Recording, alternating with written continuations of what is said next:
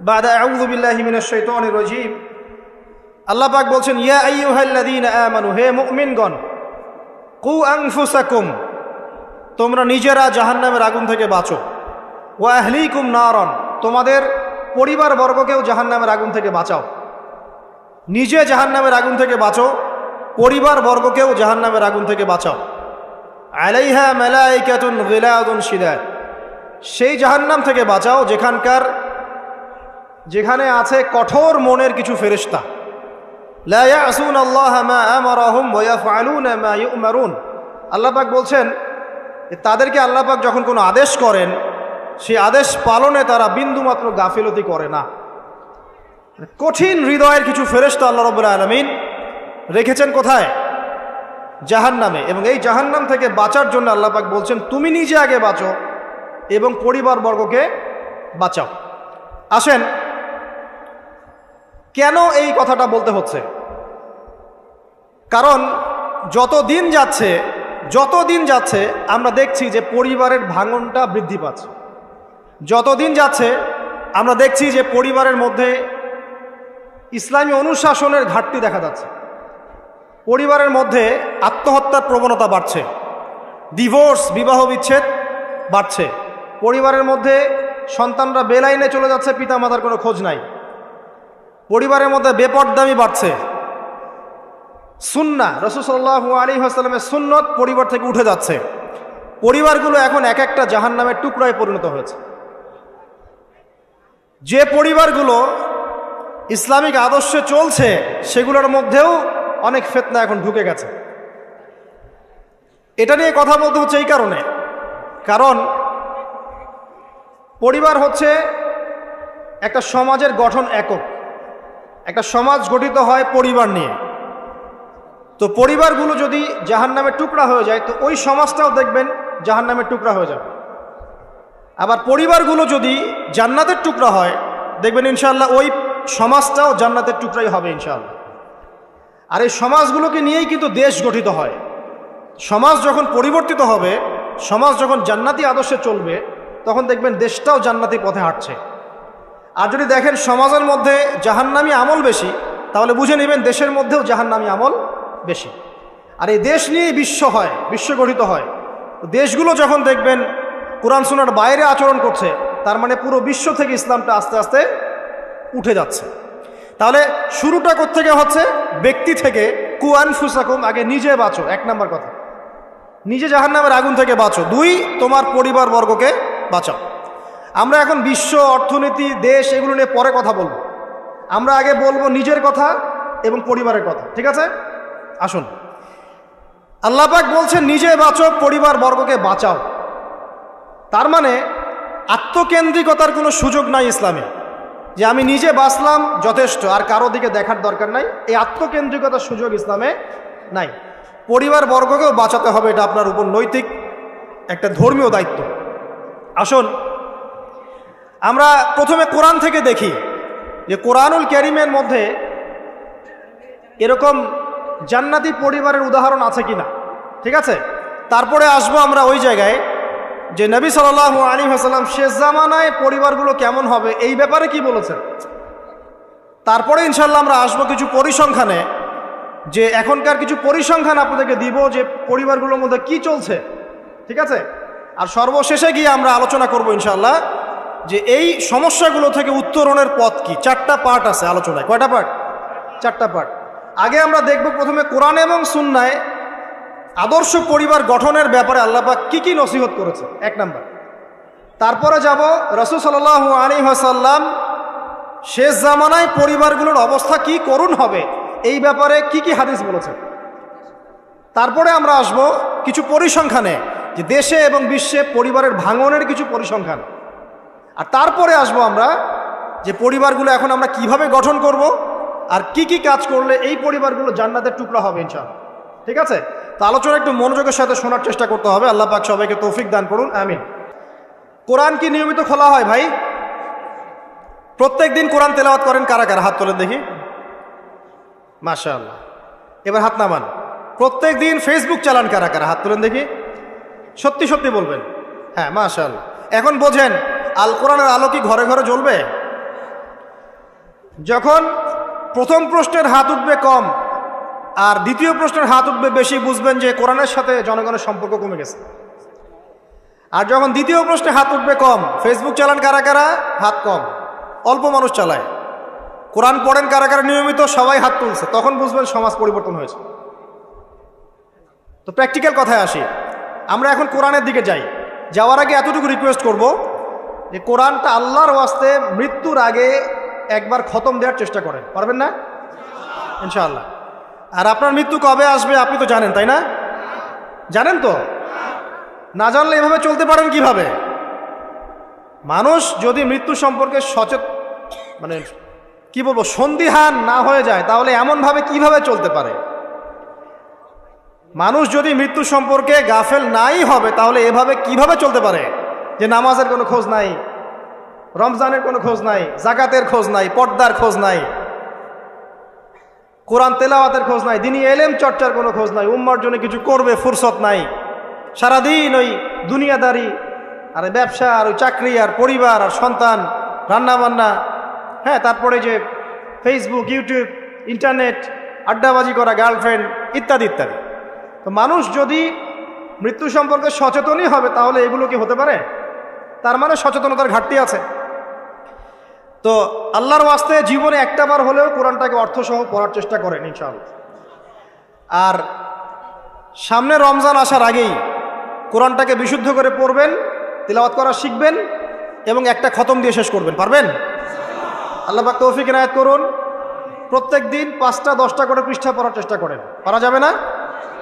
না, সময় কোথায় আমাদের সায়েন্স আছে, আর্টস পড়তে হয়, কমার্স পড়তে হয়, বিসিএস কোচিং করতে হয়, কম্পিউটার সায়েন্স পড়তে হয়, কত কি পড়তে হয়। আমাদের কি কোরআন পড়ার সময় আছে ভাই?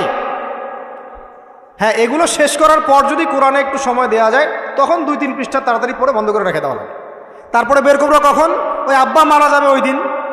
তারপর বের করবো কখন? আব্বার 40-এর দিন, মায়ের 3 দিনের দিন, হ্যাঁ, বাপের বছর কির দিন, এইসব স্পেশাল দিনে আমরা কোরআনটাকে বের করব।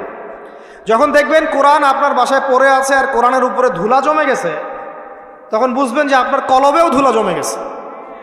আপনার কলবের মধ্যে এখন পরিচ্ছন্নতা নাই, নূর নষ্ট হয়ে গেছে। এই কারণেই তো কোরআনের উপর ধুলা পড়েছে। সুবহানাল্লাহ। যেই কিতাবের ফলে আল্লাহ রাব্বুল আলামিন মুসলিমদেরকে সর্বোচ্চ সম্মানিত করেছেন, ওই কিতাব এখন মুসলিমরা পড়তে চায় না। দুনিয়ার সব পড়তে চায়, এটা পড়তে চায় না। কোরআন সুন্নায় কিছু থাকলে ওই বিষয়টা মুসলিমরা মেনে চললে মানুষ বলে এরা মৌলবাদী, মানুষ বলে এরা ধর্মান্ধ, মানুষ বলে এরা ব্যাকডেটেড, কত শব্দ। এবং এই শব্দগুলো নাকি সো কল্ড প্রগতিশীলদের পক্ষ থেকে আসতেছে। কোরআন আল্লাহ পাক নাজিল করেছেন, আল্লাহর জ্ঞান বেশি না আমার জ্ঞান বেশি? কোরআন আল্লাহ পাক নাজিল করেছেন তার রাসূল মুহাম্মদ সাল্লাল্লাহু আলাইহি ওয়াসাল্লামের উপরে, নবীর জ্ঞান বেশি না আমার জ্ঞান বেশি? তো এই কোরআনে এবং সুন্নায় যা আছে আমি তো মানবই অন্ধভাবে, কারণ আমার জ্ঞান তো তার চেয়ে বেশি নয়। এখানে আল্লাহ পাক সমস্ত বিষয়ের সমাধান দিয়েছেন। তো সমাধান আল্লাহ পাক দিয়ে থাকলে আমার মানতে সমস্যা কোথায়? সমস্যা আছে? আমি কি আল্লাহর চেয়ে বেশি বুঝি? আমি কি নবীর চেয়ে বেশি বুঝি? এরা যদি বলে আমরা আল্লাহর চেয়েও বেশি বুঝি, নবীর চেয়েও বেশি বুঝি, এরা মুরতাদ, কাফের হয়ে গেছে। ইসলামের সাথে তো কোনো সম্পর্ক নাই। যদি নাম হতে পারে আব্দুর রহমান, আব্দুর রহিম, হ্যাঁ, মুজাহিদুল ইসলাম নাম হতে পারে, ইসলামের সাথে কোনো সম্পর্ক নেই। যদি কোরআন এবং সুন্নাহকে ব্যঙ্গ করে বা মনে করে এর মধ্যে সব কিছু সমাধান নাই, অন্য আরও উৎসের দরকার আছে। তো মুসলিমদের আকীদা হবে কেমন? কোরআন এবং সুন্নাহ আল্লাহ নাজিল করেছেন, এখানে আল্লাহ পাক মানবতার প্রতিটা বিষয়ের সমাধান দিয়েছেন। ঠিক আছে? এখন এই সমাধানগুলো মেনে চলার জন্য আমাকে আগে পড়া শিখতে হবে, তারপরে আমাকে এর অর্থটা জানতে হবে, এর উপর আমল করতে হবে, কোরআনের দাওয়াত মানুষকে দিতে হবে। তখনই না ইনশাআল্লাহ একটা কোরআনিক সমাজ গড়ে উঠবে, তাই নয় কি? তো কোরআনিক সমাজ গড়ে উঠলে কি অমুসলিমদের অসুবিধা আছে? কোরআন তাদের স্বার্থ সর্বোচ্চ অগ্রাধিকার দিবে না? একটা অমুসলিম যদি একটা ইসলামিক স্টেটের মধ্যে নির্যাতনের শিকার হয়, জুলুমের শিকার হয়, এবং ওই জুলুম যদি কোনো মুসলিম তার উপর করে থাকে, তখন ইসলামিক স্টেটের প্রধান যিনি, যে কোর্ট এবং ল থাকবে, ওই মুসলিমকে শাস্তির আওতায় এনে বিচার করতে হবে। এত সাম্যের ধর্ম ইসলাম। আমরা আসলে ইসলাম বুঝিও না, ইসলাম পড়িও না। কিছু মানুষের কর্মকাণ্ড দেখে আমরা ইসলাম সম্পর্কে ধারণা করি, তাই না? কিছু দাড়ি টুপিওয়ালা মানুষ যদি অন্যায় করে, আমরা মনে করি ইসলাম মনে হয় এমনই। দাড়ি টুপি রেখে সিগারেট খাচ্ছে, দাড়ি টুপি রেখে আপনার সুদ খাচ্ছে, দাড়ি টুপি রেখে ঘুষ নিচ্ছে, দুর্নীতি করছে, তখন মানুষ মনে করে মুসলিমরা মনে হয় এমনই। আসলে ইসলামের সাথে কি ওদের কোনো সম্পর্ক আছে? ওদের নাম খালি আব্দুর রহমান, আব্দুর রহিম হতে পারে। তাহলে প্রকৃত ইসলামটা আপনি কোথায় পাবেন প্রিয় অমুসলিম ভাই বোন? প্রকৃত ইসলামটা পাবেন আপনি কোরআন এবং হাদিসে। ওইটা পড়ে আপনি ইসলাম সম্পর্কে ধারণা করেন। মুসলিমদেরকে দেখে ইসলাম সম্পর্কে ধারণা করার দরকার নাই। মানে এখন আমাদের মধ্যে গর্বের বিষয় খুব কমই আছে। মুসলিমই তো দেখেন দুর্নীতি করছে, মুসলিমই ঘুষ খাচ্ছে, মুসলিমই সুদ খাচ্ছে, তা আমাকে দেখে আপনি কি শিখবেন? একজন বড় স্কলার, যিনি আগে অমুসলিম ছিলেন, পরে মুসলিম হয়েছেন, বড় দায়ী এবং আলেমও হয়েছেন, তিনি বলেছেন একটা কথা যে আমি যদি ইসলাম কবুল করার আগে মুসলিমদেরকে দেখে কবুল করতাম তাহলে মনে হয় আমি ইসলাম কবুল করতাম না, বরং আমি ইসলাম কবুল করার আগে কোরআন এবং সুন্নাহ ঘাটাঘাটি করে রিসার্চ করেছি, তারপরে আমি আল্লাহকে চিনেছি। তো আমাদের দাওয়াত থাকবে প্রত্যেক মুসলিম অমুসলিম সবার কাছে যে আগে কোরআন এবং সুন্নাহটা পড়েন। এটা পড়ে আপনি দিন সম্পর্কে একটা ধারণা পাবেন। আমার ব্যবহার চরিত্র, আমার কার্যকলাপ দেখে আপনি নাও পেতে পারেন। এটা তো সেই যুগ না যে মুসলিমদের চরিত্রের মধ্যে একটা দাগও নাই। এটা কি সেই যুগ? না। আল্লাহ পাক আমাদের সবাইকে কোরআন সুন্নাহ বোঝার তৌফিক দান করুন, এবং আল্লাহ পাক যাদের মনের মধ্যে স্বচ্ছতা আছে, অনেস্টি আছে, আল্লাহ পাক তাদেরকে হেদায়েত দান করুন, আমিন। আসুন সামনে যাই। এই কোরআন পড়তে লাগবে না ভাই? নিয়মিত পড়া লাগবে না? এর সাথে হাদিসের চর্চা করা লাগবে না? ফাজায়েলে আমল বইটা বাসায় আছে? নাই? মুনতাখাব হাদিস বইটা আছে বাসায়? তারপরে ফয়জুল কালাম এই বই আছে, রিয়াদুস সলেহিন বই আছে, মিশকাতুল মাসাবি বইটা আছে। এই সব বইগুলো বাংলা হয়ে গেছে না এখন? বাসায় একটু কেনা যায় না ভাই? নাকি? আপনি তো গার্লফ্রেন্ডের সাথে খাইতে বসলে 1000 টাকা বিল হয়, হয় না? আর খাওয়ার সময় তো তারা আপনাকে খসানোর জন্যই খেতে বসে, আর আপনাকে খসানোর আগে আরও দুটোকে খসা এসে আসছে। ওই খবর তো আপনি জানেন না, যখন জানবেন তখন ব্রেকআপ হয়ে যাবে। এটা ট্রেন্ড হয়ে গেছে। তো এই যে টাকা পয়সা নষ্ট হয় না ভাই? চায়ের দোকানে বসলে টাকা নষ্ট হয় না? বসলে 100 টাকা যায়। টাকার কোনো দাম আছে এখন? 500 টাকার কোনো মূল্য আছে? 1000 টাকাতে কিছু হয় এখন? তো টাকার কিন্তু কোনো মূল্য নাই, কমতেছে। আরও দিন যাবে না, আরও কমবে। এটাকে আমি বলিনি আগে, বা এক শ্রেণীর স্কলার বলেন নাই? যত দিন যাবে দেখবেন আরও কমতে থাকবে। তো এখানে বলি সাস্টেইনেবল সম্পদ কি হবে তাহলে? জমি জমা হতে পারে, গোল্ড হতে পারে, আপনার সিলভার হতে পারে, আপনার গবাদি পশু হতে পারে, ব্যবসা ইনভেস্টমেন্ট হতে পারে, সাস্টেইনেবল অ্যাসেটে আসে। তো টাকা পয়সা আমরা কিন্তু প্রচুর অহেতুক নষ্ট করে ফেলি। এগুলো জমায় বইপত্র কিনে বাসায় পার্সোনাল একটা লাইব্রেরি করা যায় না? খুব কষ্ট হবে। এটা আল্লাহর জন্য যদি করি, আল্লাহ পাক রিজিকে বরকত দিবেন না? রিজিক কি আমার হাতে না আল্লাহর হাতে? আপনার রিজিক যতটুকু আছে এটার একটা দানা না খেয়ে কি আপনি মরবেন? তাহলে আপনি যদি দিনের জন্য খরচ করেন তাহলে কি আল্লাহ আপনার রিজিক কমাই দিবে নাকি আরো বাড়াই দিবে? আমাদের সবাইকে আল্লাহ পাক দিনের জন্য খরচ করার তৌফিক দান করুন, এবং পরিবারের জন্যও খরচ করবেন। আমি ওইদিকে পরে আসছি। সবচেয়ে উত্তম ব্যয় সেটাই যেটা মানুষ পরিবারের জন্য করে। মুআজ বিন জাবাল রাদিয়াল্লাহু আনহুকে নবীজি বলেছেন সাল্লাল্লাহু আলাইহি ওয়াসাল্লাম, তোমার সামর্থ্য অনুযায়ী পরিবারের পিছনে ব্যয় করবে। আপনার যদি পরিবারের পিছনে বেশি ব্যয় করার সামর্থ্য থাকে আপনি তাই করবেন, কম সামর্থ্য হলে কম ব্যয় করবেন, সামর্থ্য অনুযায়ী করবেন। আল্লাহ পাক তৌফিক দান করুন, আমিন। তো প্রিয় ভাইরা, এই কোরআনের মধ্যে একটা সূরা আছে, সূরা তাহরিম। কি নাম? এই তাহরিম সূরার 6 নম্বর আয়াতে আল্লাহ পাক বলছেন, ইয়া আইয়ুহাল্লাযীনা আমানু, হে মুমিনগণ। মুমিন কারা? আমরা না? মুমিন কারা? যারা আল্লাহকে বিশ্বাস করে, রাসূলকে বিশ্বাস করে, যারা আসমানি কিতাব সমূহে বিশ্বাস করে, ঠিক আছে, রাসূলগণকেও বিশ্বাস করে, আগের রাসূলগণকে বিশ্বাস করে, পরকালে বিশ্বাস করে, জান্নাত জাহান্নাম মিজান পুলসিরাত এগুলোতে বিশ্বাস করে, এবং তাকদীর বা ভাগ্যের ভালো মন্দে বিশ্বাস করে। এরা কি মুমিন না? শর্ত হচ্ছে মুমিন হতে হলে আপনাকে অন্তরে বিশ্বাস করতে হবে, মুখে স্বীকারও করতে হবে, কাজেও বাস্তবায়ন করতে হবে। নাকি শুধু মুখে বললেই হবে? নামাজ পড়ি না তাতে কি হয়েছে, আমার অন্তরে ঈমান পরিপূর্ণ, বলি না আমরা? আমি তো কোনো পাপ করি না, নামাজ পড়বো কেন, বলে না? হ্যাঁ, তো নামাজ পড়ে না যদি কেউ বলে যে ভাই নামাজ না পড়া তো কুফরি, তখন আবার খেপে যায়, আমাকে কাফের কেন বললেন? আপনি বেশি জানেন, আমি কাফের না। তো এটা হচ্ছে হঠকারিতা, উদ্ধত আচরণ। তো ঈমানের শর্ত পূর্ণ হতে হলে আমলও তো দরকার আছে, নাকি? এখন আমল করতে গিয়ে আপনার কম বেশি হতে পারে, আপনি পাপ করে ফেলতে পারেন, তখন যখনই পাপ হবে উঠে দাঁড়ান, আবার ফিরে আসেন, উজু করেন, 2 রাকাত নামাজ পড়েন, আবার তওবা করেন, আবার পথ চলেন। পাপ হবে না? পাপ হয়েছে বলে কিন্তু কেউ কাফের হয়ে যাবে না। মনে করেন ইমানদার মানুষ পথ চলতে চলতে জেনা করে ফেলেছে, হতে পারে না? হতেই পারে। তো এখন কি সে কাফের হয়ে যাবে? না, সে বড়জোর জালেম হতে পারে, ফাসেক হতে পারে। সে তওবা করে ফিরে এসে আবার আল্লাহর খাঁটি বান্দা হওয়ার সুযোগ আছে। তো তাকে কি হত্যা করা যাবে? যাবে না। তো এই বিষয়টা খেয়াল রাখবেন যে ইমানের জন্য 3টা শর্ত। 1, অন্তরে বিশ্বাস, 2, মৌখিক স্বীকৃতি, এবং 3, কি বলেন? কাজে বাস্তবায়ন। মাশাআল্লাহ। এখন আল্লাহ পাক এই মুমিনদেরকে বলছেন যে কু আনফুসাকুম, নিজে এখন জাহান্নামের আগুন থেকে বাঁচো। মানে ইমান এনেছি বলেই কিন্তু তাহলে জাহান্নামের আগুন থেকে বাঁচা যাচ্ছে না। অন্য কিছু কাজের দরকার আছে, আত্মসমর্পণের দরকার আছে, ইহসানের দরকার আছে, তাকওয়ার দরকার আছে। তুমি নিজে জাহান্নামের আগুন থেকে বাঁচো এবং ওয়া আহলিকুম নারা, তোমার পরিবারবর্গ যারা আছে তাদেরকেও জাহান্নামের আগুন থেকে বাঁচাও। এই আদেশটা কি সবার জন্য না, নাকি এক শ্রেণীর মানুষের জন্য? সবার জন্য। কোন জাহান্নাম? আল্লাহ ভয় দেখাচ্ছেন সেই জাহান্নাম যেই জাহান্নামে 19 জন কঠিন মনের ফেরেশতা আছে। তারা দায়িত্বশীল ফেরেশতা, তাদের আন্ডারে আর অনেক ফেরেশতা থাকতে পারেন। আলাইহা তিসআতা আশর, সেখানে 19 জন শক্তিশালী ফেরেশতা আছেন। মালাইকাতুন গিলাজুন শিদা, তাদের অন্তরটা খুব কঠিন। আযাব দেওয়ার সময় যাররা পরিমাণ তারা মায়া দয়া করবে না। আযাব দেওয়ার সময় যাররা পরিমাণ মায়া দয়া তারা করবে না। কবরে যখন ফাসেক, জালেম, কাফের, মুশরিককে পিটানো হবে তখন কি কেউ মায়া দয়া করবে? তখন যদি বলে ব্যথা পাচ্ছি, তাহলে কি তারা আযাব দেওয়া বন্ধ করে দেবে?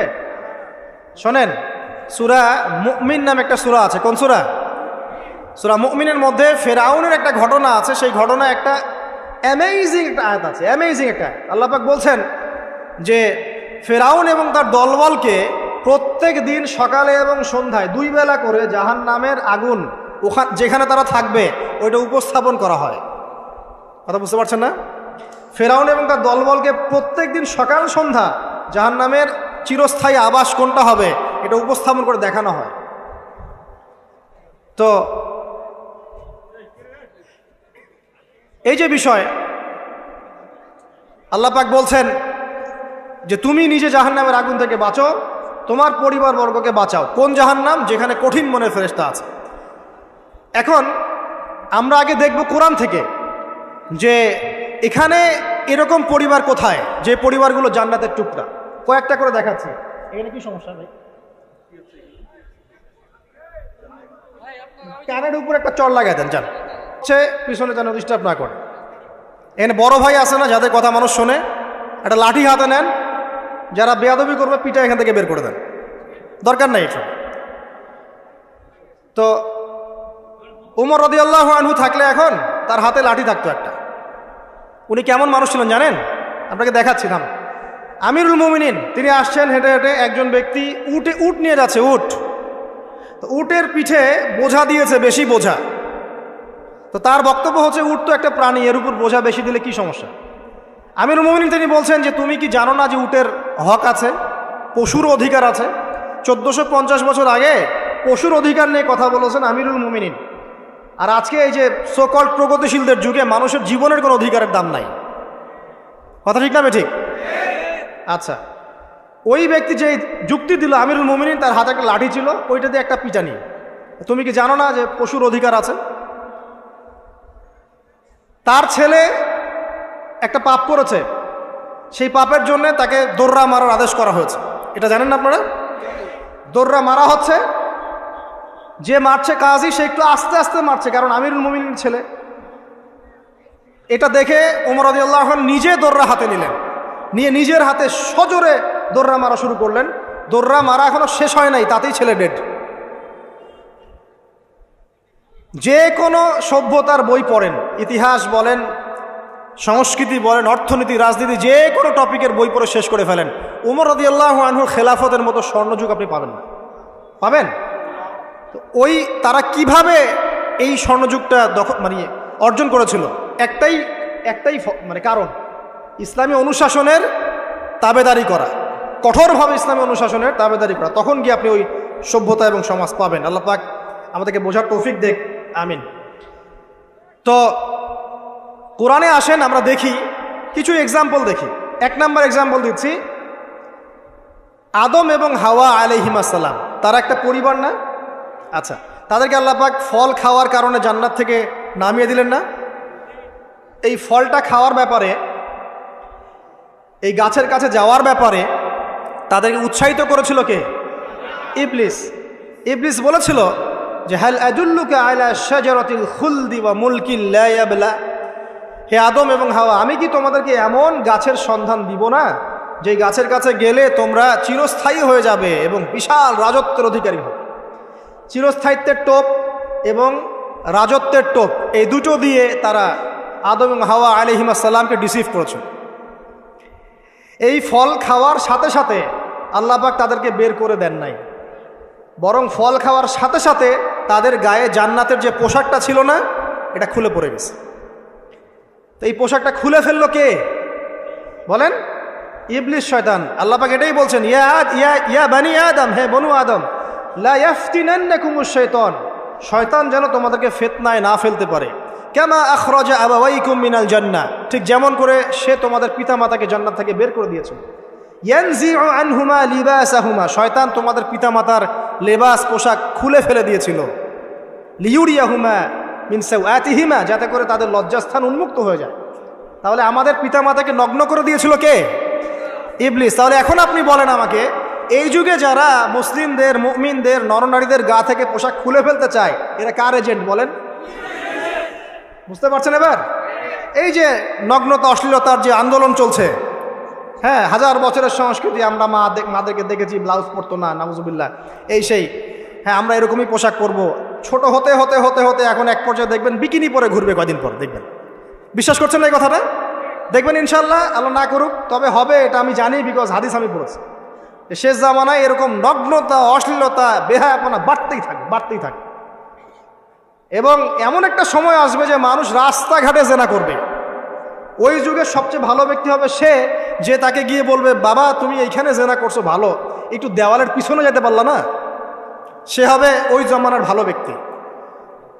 আপনি হাদিসটা বিশ্বাস করলেন না? আমি নিজে হাদিস পড়েছি যে রাস্তাঘাটে মানুষ জেনা করবে। তো এই যে নগ্নতা, অশ্লীলতার যে সংস্কৃতি চলছে না, এই কাপড় খুলে ফেলার যে ট্রেন্ড এবং রেভলিউশনের দিকে মানুষ যাচ্ছে এখন, মেয়েরা স্পেশালি, এরা নিঃসন্দেহে মানুষ শয়তান, নিঃসন্দেহে। কারণ ওই যে শয়তান আমাদের পিতামাতার কাপড় খুলে ফেলেছিল, এরা তার এজেন্ট।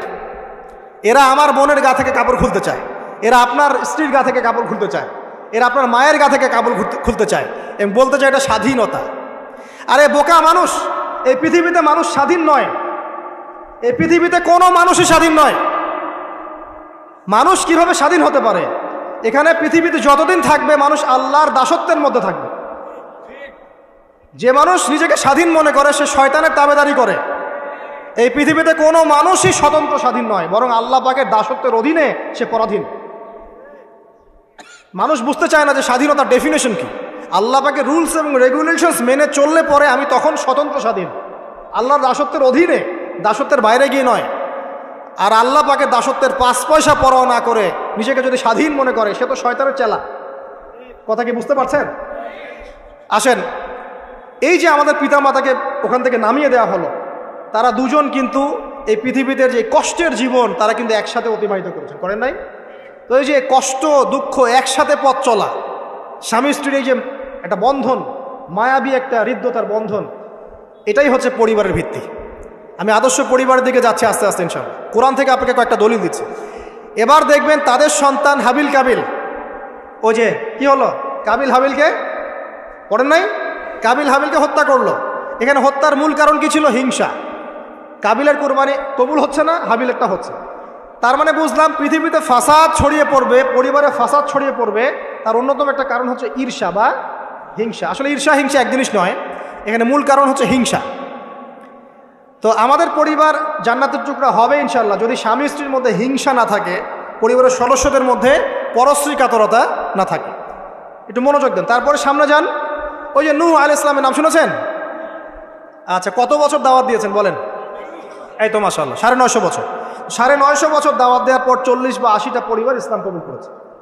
বাকিরা আল্লাহ পাকের গজবে ডুবে গেছে। এখন ডুবে যাওয়ার মধ্যে কি তার ছেলেও ছিল না? নূহ আলাইহিস সালাম আল্লাহকে বলছেন, আল্লাহ ইন্নাহু মিন আহলি, সে আমার পরিবারের একজন, তাকে হেফাজত করে বাঁচাও, আল্লাহ মাফ করে দাও। আল্লাহ পাক বলছেন লাইসা মিন আহলিক, সে তোমার পরিবারের কেউ না। এখান থেকে আরেকটা দলিল দেই, লুত, কমে লুতের নাম শুনেছেন? এটা সমকামী, ছেলে ছেলে বিয়ে করে, যেটা এখন ছড়িয়ে পড়ছে দিন দিন। প্রতি 10 জনের মধ্যে নাকি একজন এখন মনে করে যে ছেলে ছেলে বিয়ে করা যায়, নাউজুবিল্লাহ। এবং এর এই সভ্যতাটা ধারক বাহক হচ্ছে পশ্চিমারা। ওখানে অনেক আগেই এগুলো চালু হয়ে গেছে। আমেরিকাতে তো চালু আছেই, ব্রিটেনে আছে, কানাডায় আছে, অস্ট্রেলিয়া আছে, আমাদের ভারতেও আছে। আর দিন দিন এখন এটাই যে আমাদের সাবকন্টিনেন্ট বাংলাদেশ এখানেও ঢুকে পড়েছে, এবং এদের সংগঠন আছে, এদের পতাকা আছে, পতাকার মধ্যে রংধনুর সাইন আছে। হ্যাঁ, এরা এখন বাক স্বাধীনতার কথা বলে। তো ছেলে ছেলে বিয়ে করতো, এটাও কোরআনে পেয়েছি, কিন্তু মেয়ে মেয়েও যে বিয়ে করে এটা কোরআনে পাই না। তো এখন দেখছি মেয়ে মেয়েও বিয়ে করে। কথা কি বিশ্বাস করছেন না? মেয়ে মেয়ে পর্যন্ত বিয়ে করে। তারপরে আরও দেখেছি ইদানিং যে লিভ টুগেদার চলছে বাংলাদেশে। এখন বিয়ের দরকার নেই, একসাথে থাকবেন, বিয়ের দরকার নেই, মানে আপনি একজন বান্ধবী একসাথে চলবেন স্বামী স্ত্রীর মতো, এটা লিভ টুগেদার। বলবে যে উন্নত সভ্যতার এগিয়ে গেছে, আমরা পিছিয়ে থাকবো কেন?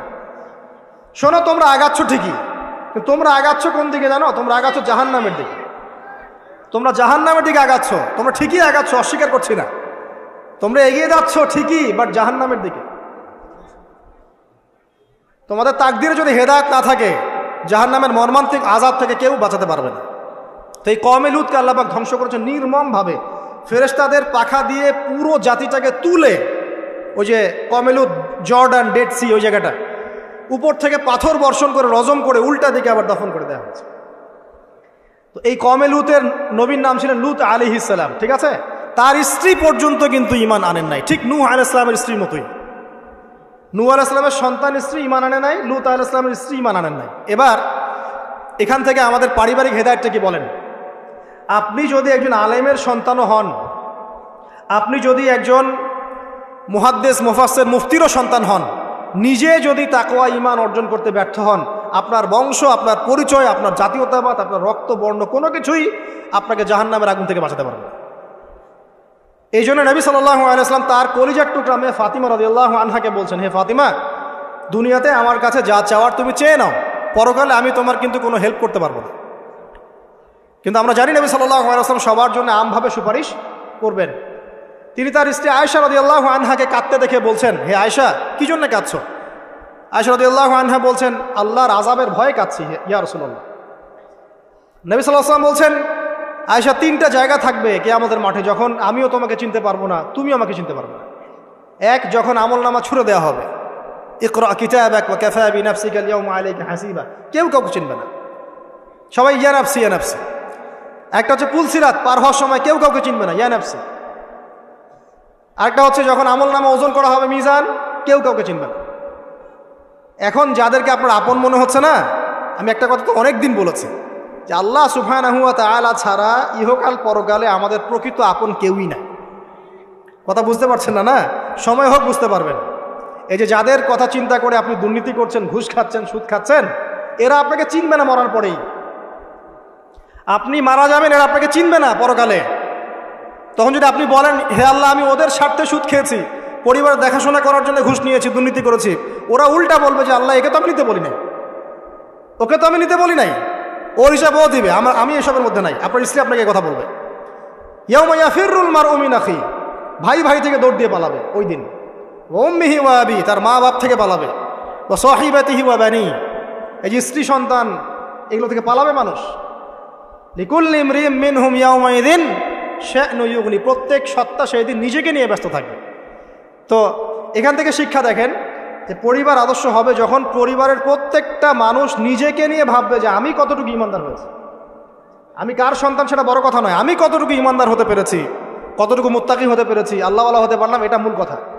ফেরাউনের স্ত্রী আসিয়া, ফেরাউনের আন্ডার থেকেও সে মুমিনা হয়েছে, হয় নাই? ফেরাউন যে বড় কাফের, এই কারণে কি তার স্ত্রী শাস্তি পাবে? পাবে না। বরং আমাদের নবীজি মেরাজের রাতে গিয়ে দেখেছেন এবং গন্ধ পেয়েছেন, সুঘ্রাণ ছড়াচ্ছে একটা জায়গা থেকে। তখন জিবরাইল আলাইহিস সালামকে জিজ্ঞাসা করলেন যে এখানে এত সুন্দর ঘ্রাণ কোত্থেকে আসছে? জিবরাইল আলাইহিস সালাম বললেন, এটা হচ্ছে ফেরাউনের স্ত্রী আসিয়ার ওই ঘর যেটা আল্লাহ পাক তার জন্য জান্নাতে মানে বানিয়েছেন, ওইখান থেকে এই সুঘ্রাণ আসছে। সুবহানাল্লাহ। তার মানে এখানে আমরা শিখলাম নিজের চরকায় তেল দিতে হবে, নিজে আমাকে নামাজ পড়তে হবে, নিজেকে আমল করতে হবে, নিজেকে দিনের জন্য কিছু করতে হবে, নিজেকে পর্দা করতে হবে। পরিবারের সদস্যদের দিকে তাকানোর এখন সময়, আগে নিজে। না হলে নবী পরিবারের সদস্য হয়েও দেখেন জাহান্নামে মানুষ যাচ্ছে। এবার সামনে যায় চলেন। ইব্রাহিম আলাইহিস সালাম নাম শুনেছেন? আচ্ছা, তার বাবা কি করতেন? বড় পুরোহিত ছিলেন। আর যেখানে শিরক সেখানেই দেখবেন ইব্রাহিম, যেখানেই কুফর সেখানেই মুহাম্মদ সাল্লাল্লাহু আলাইহি ওয়াসাল্লামের জন্ম হয়, এটাই নিয়ম। তো সেখানে আল্লাহ পাক জন্ম দিলেন ইব্রাহিম আলাইহিস সালামকে, যিনি তার পিতাকে নসিহত করছেন, আব্বা তুমি কেন লিমা তা'বুদু, তুমি কেন এমন এক সত্তার ইবাদত করো, মা লা ইয়াসমাউ, যে শুনতেও পারে না, ওয়ালা ইউবসিরু, সে দেখতেও পারে না, ওয়ালা ইউগনি আনকা শাইআ, সে তোমার কোনো উপকারও করতে পারে না, ক্ষতিও করতে পারে না। ইভেন তোমার স্ট্যাচুর গায়ে একটা মাছি যদি বসে, এটাকে সে নিজে সরাতেও পারে না, তার কোনো ক্ষমতা নাই। এখন তুমি কেন বাবা এর ইবাদত করছো? ইব্রাহিম আলাইহিস সালাম বলছেন। তখন তার বাবা বলছেন, আনতা রাগিবুন আন আলিহাতিনা ইয়া ইব্রাহিম, হে ইব্রাহিম তুমি কি আমাদের এই উপাস্যদের থেকে মুখ ফিরাচ্ছ? যদি তুমি ফিরে না আসো তাহলে আমি তোমাকে বাসা থেকে বের করে দিব, তোমার মাথা পাথর দিয়ে মেরে ফাটিয়ে ফেলবো। তো ইব্রাহিম আলাইহিস সালাম তর্ক করলেন না, বললেন সালামুন আলাইক, আপনার উপর শান্তি বর্ষিত হোক। এই বলে তিনি বাসা থেকে বের হয়ে গেলেন। খেয়াল করে দেখেন, যুবক ছেলে ইব্রাহিম, সে তার পিতাকে দাওয়াত দিল, তার পিতা একজন বড় শিরকের কারিগর, যে তার দাওয়াত কবুল করলো না। কিন্তু ইব্রাহিম আলাইহিস সালাম কিন্তু মিথ্যার সাথে সত্যের আপোষ করলেন না। তিনি প্রয়োজনে একা চলে গেলেন বাড়ি থেকে, তারপরেও আল্লাহর আনুগত্য ছাড়লেন না। পরিবারের হেদায়েত এখানে নাই আছে। আরও সামনে যান, ইব্রাহিম আলাইহিস সালামের একজন স্ত্রীর নাম কি? হাজেরা, আরেকজনের নাম কি? সারা। সারা আলাইহিস সালাম থাকেন ওই যে শামে, প্যালেস্টাইন। আর হাজেরা আলাইহিস সালামকে রেখে আসা হয়েছে কোথায়? মক্কায়, এই যে এখানে জামজাম কূপ তৈরি হলো। এখানে হাজেরা আলাইহিস সালামকে রেখে যাওয়ার সময় তিনি বলছেন যে আমাদেরকে এই জনমানব শূন্য জায়গায় কেন রেখে যাচ্ছেন ইব্রাহিম? ইব্রাহিম আলাইহিস সালাম বলছেন, আসলে উনি কিছু বলছেন না, চুপ করে আছেন। আবার জিজ্ঞাসা করছেন, আবার চুপ করে আছেন। এবার তিনি বলছেন হাজেরা আলাইহিস সালাম যে আপনি কি আল্লাহর আদেশেই কাজ করছেন? তখন ইব্রাহিম আলাইহিস সালাম বলছেন হ্যাঁ, মাথাটা খালি নাড়ালেন, হ্যাঁ নাম। তখন তার স্ত্রী বলছেন, তাহলে আল্লাহ পাক আমাদেরকে ধ্বংস করবেন না ইনশাআল্লাহ। খাবার নাই, পানিও নাই, কিছুই নাই, আল্লাহর প্রতি তাওয়াক্কুলটা দেখেন। এবার দেখেন ওই স্ত্রীর গর্ভ থেকে একজন সন্তান হলো, তার নাম কি? ইসমাইল। এবার এই সন্তানকে তার বাবা বলছেন অনেক বছর পরে যে ইয়া বুনাই, হে আমার সন্তান, ইন্নী আরা ফিল মানামি আন্নী আযবাহুক, আমি স্বপ্নে দেখেছি আমি তোমাকে জবাই করছি। ফানজুর মাযা তারা, তুমি একটু তোমার রায়টা জানাও, তোমার কি মতামত। তখন ওই তাওয়াক্কুলকারিনী নারীর গর্ভ থেকে জন্ম নেওয়া এই ইসমাইল তিনি বলছেন, ইয়া আবাতি, হে আমার বাবা, ইফআল মা তুমার, আপনি তাই করেন যা আল্লাহ আপনাকে আদেশ করেছে।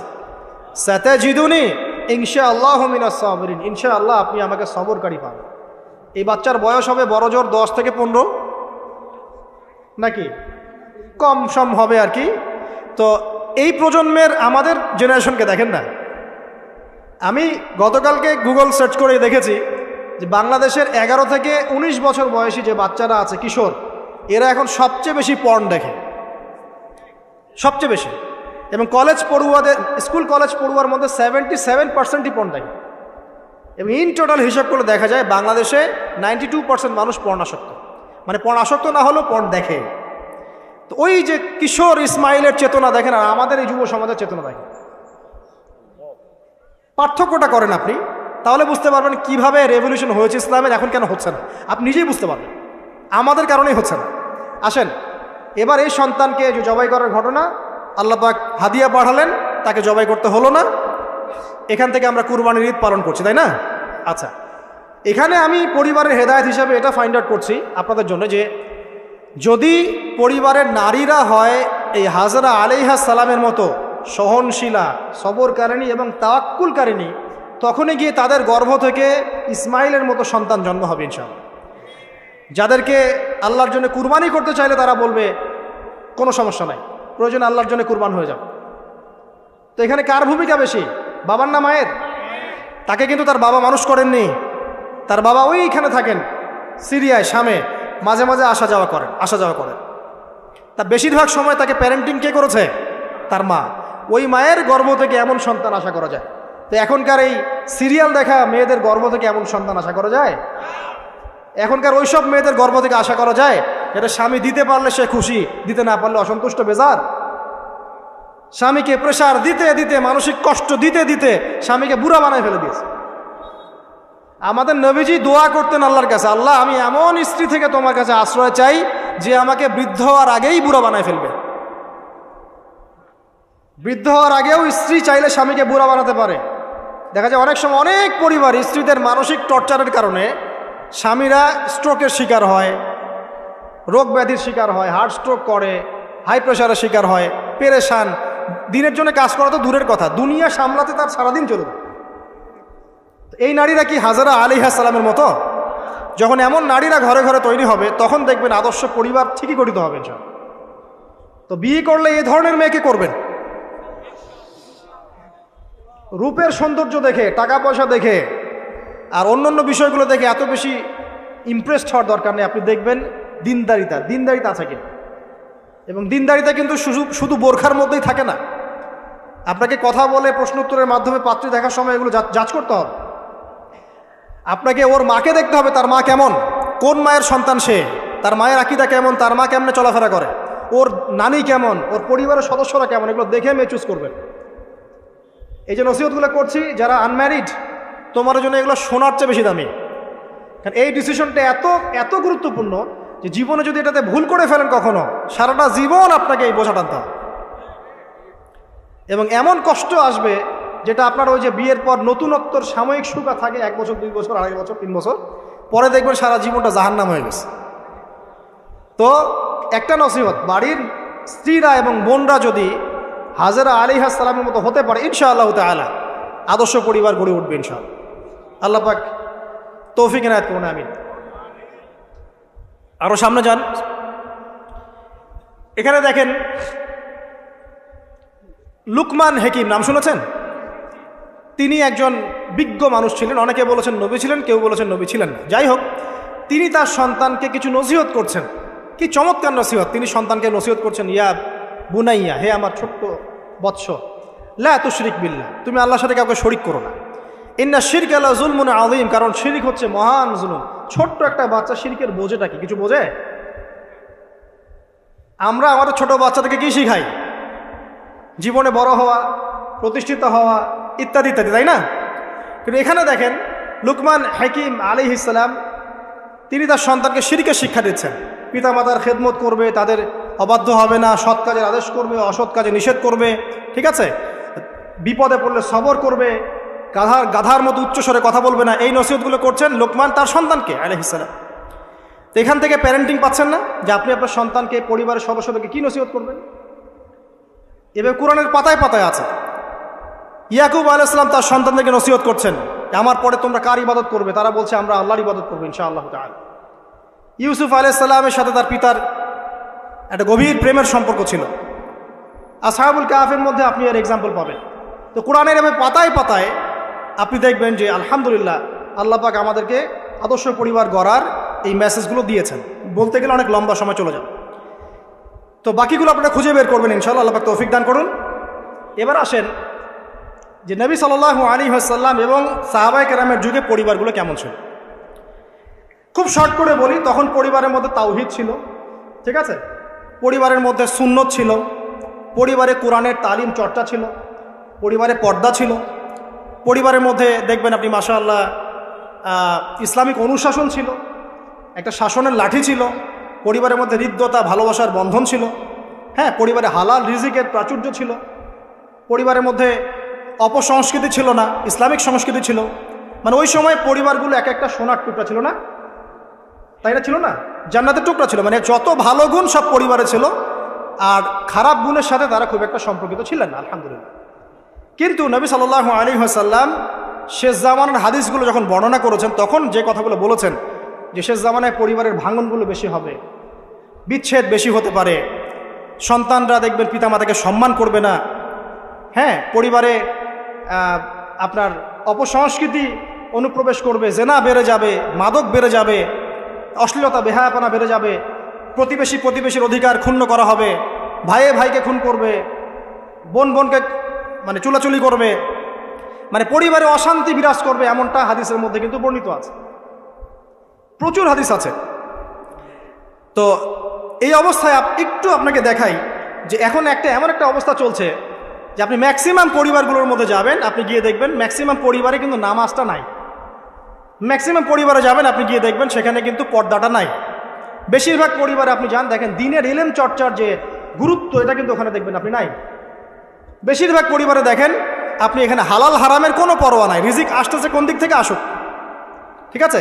বেশিরভাগ পরিবারে দেখবেন স্বামী স্ত্রীর মধ্যে খুব একটা হৃদ্যতা ভালোবাসার বন্ধন পাওয়া যাচ্ছে না, প্যারেন্টিংসগুলো ঠিক নাই, খাবারের উৎসগুলো ঠিক নাই, অপসংস্কৃতি আছে পরিবারে, এখন মাদক ঢুকে গেছে, জেনা ঢুকে গেছে, পর্ন ঢুকে গেছে, ঠিক আছে, এই যে ডিভাইসের এডিকশন ঢুকে গেছে, মানে অন্তর্নিহিত সম্পর্কগুলো, যে হৃদ্যতা ভালোবাসার সম্পর্কগুলো ছিল এবং ইসলামিক নীতি নৈতিকতাগুলো ছিল, এখন এগুলো কিন্তু দিন দিন পরিবার থেকে কমে যাচ্ছে। এতে করে পরিবারে ডিভোর্স বাড়ছে। যেমন প্রতি 1 ঘন্টায় ঢাকায় একটা করে ডিভোর্স হয়, মানে প্রতি 24 ঘন্টায় 24টা ডিভোর্স ঢাকায় হয়, এবং আমেরিকার মতো কান্ট্রিতে প্রতি 13 সেকেন্ডে একটা করে ডিভোর্স হয়, ঠিক আছে। দেখা যায় গড়ে প্রতিদিন, এই বিশ্বে গড়ে প্রতিদিন 29 জন মানুষ আত্মহত্যা করছে এখন ফ্রাস্ট্রেট হয়ে, পারিবারিকভাবে পারিবারিক কলহের শিকার হয়ে। দেখা যায় গড়ে প্রায় 30 to 40% মেয়ে এখন পারিবারিক সহিংসতার শিকার হচ্ছে, যৌতুকের কারণে, আপনার পরকীয়ার কারণে। আর পরকীয়ার কথা তো বলতেই ভুলে গেছে যে ম্যাক্সিমাম পরিবারে এখন পরকীয়া চলছে, স্বামী স্ত্রীকে নিয়ে সন্তুষ্ট না, স্ত্রী স্বামীকে নিয়ে সন্তুষ্ট না, দেখবেন পরকীয়া এটা কমন হয়ে যাচ্ছে। ম্যাক্সিমাম পরিবারে আপনি দেখবেন যে পর্ন ঢুকে গেছে, জেনা ঢুকে গেছে, মানে জেনাটাকে সহজ করে ফেলা হচ্ছে। এবং প্রগতির নামে আমরা এখন এমন কিছু কালচার লালন পালন করছি যেগুলো আস্তে আস্তে আমাদেরকে ইসলাম থেকে সরিয়ে দিচ্ছে। তো পরিবারের অবস্থা এখন ভয়াবহ খারাপ, আত্মহত্যার প্রবণতা বাড়ছে, যৌতুক বাড়ছে, আপনার মাদকাসক্ত ছেলেমেয়ের সংখ্যা বাড়ছে, হ্যাঁ, পর্ন এডিক্টেড ছেলের সংখ্যা বাড়ছে। এরা না দেশকে কিছু দিতে পারছে, না সমাজকে, না জাতিকে। এরা কিন্তু আসলে সম্পদ না, এরা বরং বোঝা হচ্ছে। দুনিয়াবি বিষয়গুলোকে অনেক বেশি গুরুত্ব দেওয়া হচ্ছে, এতে করে দিনটা কিন্তু সংকুচিত হচ্ছে। তো এগুলো বলতে থাকলে অনেক সময় চলে যাবে। তো এক কথায় পরিবারের ভাঙনটা এখন বেশি এবং পরিবারের নীতি নৈতিকতার অবস্থা খুব খারাপ। এর কারণগুলো আমরা ফাইন্ড আউট করলাম। কী কী কারণ? 1 নাম্বার ধরেন কোরআনের তালিম চর্চা উঠে যাওয়া, তাওহীদ উঠে যাওয়া, শিরিকের অনুপ্রবেশ, সুন্নত উঠে যাওয়া, বেদাতগুলো ঢুকে যাওয়া, পরিবারে হারাম রিজিক ঢুকে যাওয়া, পরিবারের কর্তাদের নীরব ভূমিকা, হ্যাঁ, পরিবারে হাজরা আলাইহিস সালামের মতো মা না থাকা, পরিবারে খাদিজা রাদিয়াল্লাহু আনহার মতো স্ত্রী না থাকা, অনেক কারণ। এরপরে বাইরের সংস্কৃতির অনুপ্রবেশ, হ্যাঁ, প্রিন্ট এবং ইলেকট্রনিক মিডিয়ার যৌনতা, এই সব কিছু মিলে কিন্তু পরিবারগুলো ক্রাশ করছে। এতে করে দেখবেন অনেক সমস্যা হচ্ছে। যৌতুক টৌতুক তো বললাম, সবচেয়ে বড় কথা আপোষের যে মিল মহব্বত, ওয়াজআলা বাইনাকুম মাওয়াদ্দাতা ওয়া রাহমা, এটা আস্তে আস্তে কমে যাচ্ছে। এবং পরিবার যখন এরকম ভাঙনের শিকার হচ্ছে, তখন দেখবেন সমাজের মধ্যে স্ট্যাবিলিটি নষ্ট হচ্ছে, এবং এই সমাজগুলো দিয়ে আপনি কখনো আদর্শ রাষ্ট্র কায়েম করতে পারবেন না। এখন আসেন, জাস্ট এখান থেকে আমি আলোচনার শেষের দিকে যাব অল্প সময়, যে আমরা এখন কি কি কাজ করলে কিভাবে স্টার্ট করব আর কিভাবে আমরা এটাকে সলভ করতে পারি। এই সলিউশনটা 2 রকম। 1 নম্বর হচ্ছে যারা অলরেডি পরিবারে ঢুকে গেছেন তাদেরকে অন্য জায়গা থেকে শুরু করতে হবে। মানে যারা অলরেডি পরিবারে ঢুকে গেছেন আপনাদেরকে তওবা করে ফিরে এসে আবার শুরু করতে হবে। আর যারা পরিবারে এখনও ঢোকেন নাই, আপনারা এখনও সৌভাগ্যবান। এখন থেকে যদি আপনারা এই নসিহতগুলো মেনে চলতে পারেন, ইনশাল্লাহ আপনার পরিবারটা 8-10টা পরিবারের মতো হবে না ইনশাল্লাহ। প্রথমে বলি তাদের কথা যারা পরিবারে ঢুকে গেছি আমরা, তাদের কাজ কি? তাদের প্রথম কাজ হচ্ছে ঠান্ডা মাথায় বিশ্বের পরিস্থিতি, সমাজ দেশের পরিস্থিতিগুলো নিয়ে চিন্তা করা, ঠান্ডা মাথায়, যে হচ্ছেটা কি আসলে। যখন দেখবো যে না আসলে ভালো কিছু হচ্ছে না, খারাপ হচ্ছে, তখন আপনার ভুলটা কোথায় সেটা আপনাকে ফাইন্ড আউট করতে হবে। আপনার ভুলটা কোথায় ছিল? আপনি এমন কাউকে বিয়ে করেছেন যে ফ্যামিনিস্ট, আপনি এমন একটা পরিবার গঠন করেছেন যেখানে আপনি কোরআনটা চালু করতে পারেন নাই, সবাই নামাজ পড়ছে না, সবাই পর্দা করছে না, হ্যাঁ, নিয়মিত তালিম হচ্ছে না। এখন আপনার কাজ কি? আগে তওবা করে ফিরে আসেন, ফিরে এসে আপনি জ্ঞান চর্চা শুরু করেন। আপনি নিজে রোল মডেল হয়ে দেখান, জ্ঞান চর্চা করে, আমল করে, পর্দা করে, ইসলামের জন্য কিছু করে একটা রোল মডেল স্থাপন করে দেখান, দেখিয়ে পরিবারকে আহ্বান করেন যে তোমরাও এদিকে আসো। এবং আপনার যত ক্ষমতা আল্লাহ পাক দিয়েছেন পরিবারে, অর্থনৈতিক ক্ষমতা বা স্বামী হিসেবে ক্ষমতা, বাবা হিসেবে ক্ষমতা, এটা আপনি পরিবারে প্রয়োগ করেন, প্রয়োগ করে পরিবারটাকে লাইনে আনার চেষ্টা করেন। এরপরে চেষ্টা করতে করতে করতে করতে যদি কোনো কাজই না হয় শেষ পর্যন্ত, অ্যাটলিস্ট আপনি আপনার দায়িত্ব পালন করেছেন, এখন তাদের ভার আল্লাহর হাতে ছেড়ে দেন, আপনি আপনার কবরের ফিকির করেন, ব্যাস। যার যার হক তাকে তাকে দিয়ে দেন, নিজের হকটা আল্লাহর কাছে চেয়ে নেন। আর দ্বিতীয় হচ্ছে তারা যাদের পরিবার এখনো শুরু হয়নি, আপনারা কিভাবে স্টার্ট করবেন? প্রথমে বলবো জ্ঞান চর্চা এখনই করে নেন, জ্ঞান অর্জনটা এখনই করে নেন। পরিবার গঠন হয়ে গেলে অনেক রেসপন্সিবিলিটি আসবে, তখন ডিফিকাল্ট। তো জেনারেল লাইনের পড়া, ইসলামিক পড়া একটা ব্যালেন্স করেন। আমি বলছি না জেনারেল পড়া ছেড়ে দেন, আমি এটা কখনো বলি নাই। ওটা পড়াশোনা করেন, ইসলামিক পড়াশোনাগুলো করেন, একটা ব্যালেন্স করেন। করে আপনি 5 ওয়াক্ত নামাজ শুরু করেন, আল্লাহ রাস্তায় সময় লাগান, কোরআন তেলাওয়াত করেন, আলেম ওলামার সোহবতে যান, হ্যাঁ, আত্মশুদ্ধিমূলক কাজ করেন, সমাজ কল্যাণমূলক কাজ করেন। পাশাপাশি আরও বলবো যে দিনই কাজে ব্যস্ত থাকেন, দিনই কাজে ব্যস্ত থাকেন, ভালো কাজে ব্যস্ত থাকেন। এভাবে নিজের ভিতরটাকে আগে পরিশুদ্ধ করে নেন। এরপর আপনি একটা হালাল রিজিকের চেষ্টা করেন, একটা হালাল পবিত্র রিজিক, হোক সেটা কৃষিকাজ। লজ্জার কিচ্ছু নাই, কৃষিকাজ লজ্জার কোনো প্রফেশন নয়, গর্বের প্রফেশন।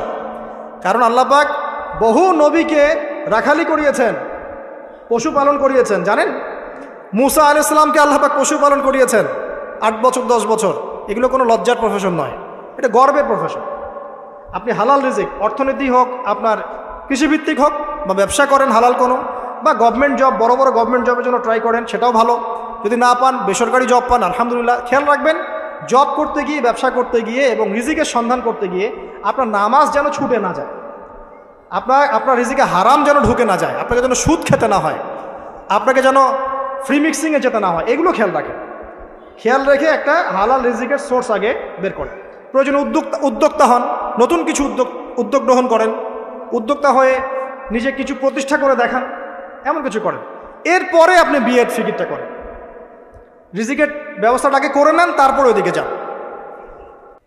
এরপরে আপনি যখন বিয়ে করবেন, বললাম তো, মেয়ের জাস্ট দিনদারিতা দেখবেন। হ্যাঁ, এর উপর যদি সৌন্দর্য থাকে আলহামদুলিল্লাহ, বংশ ভালো হয় আলহামদুলিল্লাহ, মেয়ের অর্থ সম্পদ আছে আলহামদুলিল্লাহ। যদি এগুলোর কোনোটাও না থাকে, দিনদারিতা থাকে, জাস্ট ওটাকে দেখেন, আর কিছু দেখার দরকার, কিচ্ছু দেখার দরকার নেই। এরপরে আরেকটা কথা বলতে ভুলে গিয়েছি, যে আপনি এই লেভেলে যাওয়ার আগে নিজেও পবিত্র থাকার চেষ্টা করেন। আপনি নিজে জেনায় যায় না, নিজে পর্নে যায় না, নিজে হারাম অ্যাফেয়ার্সে যায় না।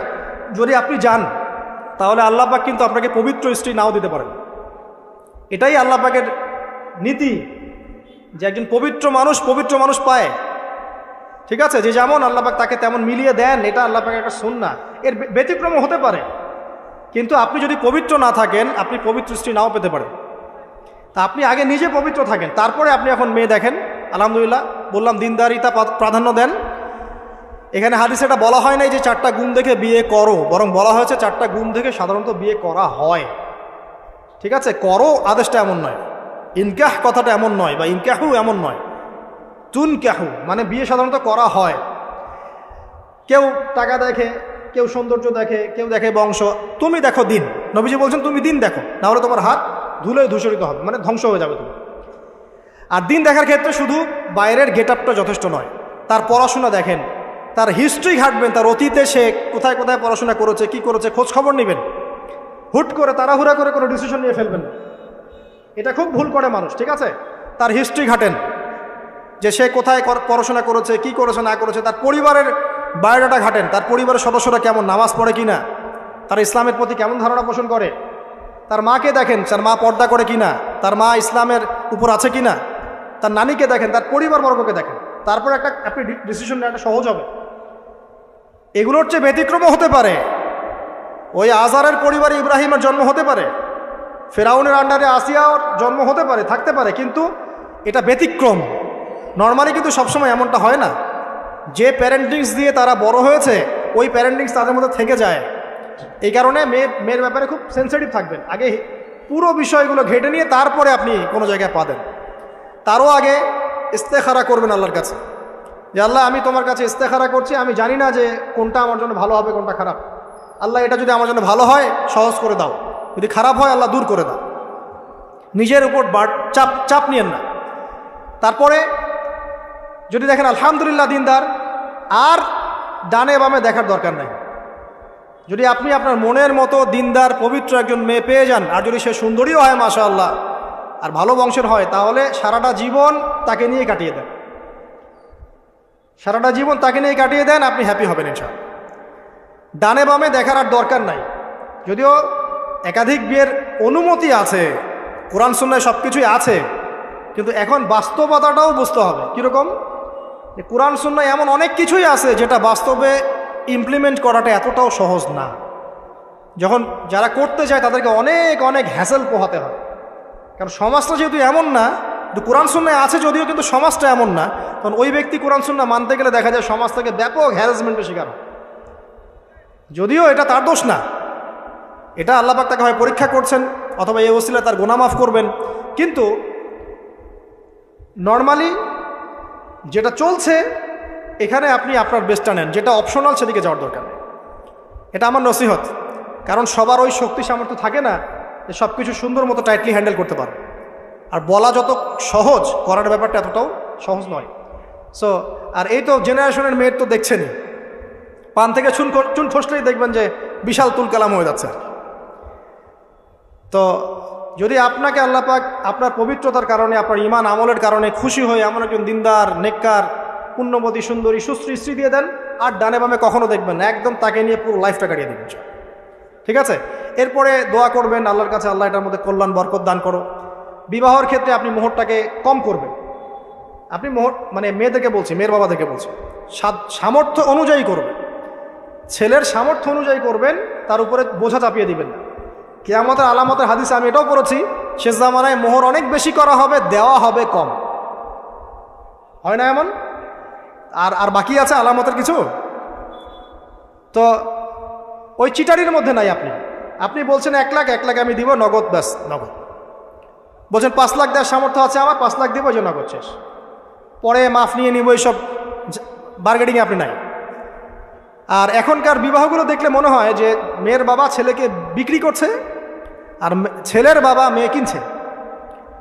সবচেয়ে বেশি মোহর দেখা যায় যে চিটাগাং এরিয়ার দিকে আর কি। এবং আপনি জানেন কি না, সবচেয়ে বেশি বিবাহ বিচ্ছেদ ওই জায়গায় বেশি।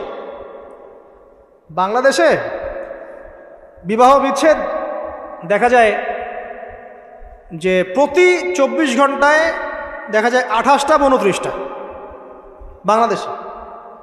হ্যাঁ, শুধু তাই না, আমি দেখলাম যে 10 লক্ষ মেয়ে অতিরিক্ত আছে পুরুষদের তুলনায় সমাজে ঘুরে বেড়াচ্ছে, স্বামী নাই।